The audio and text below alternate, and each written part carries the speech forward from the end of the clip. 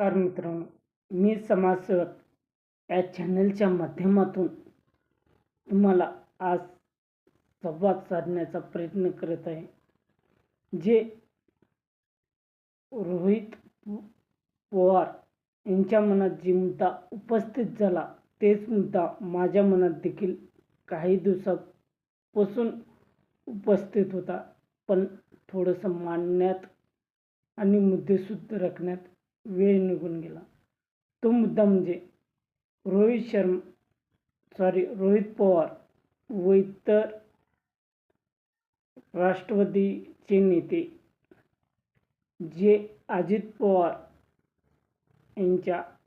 अपघाताबद्दल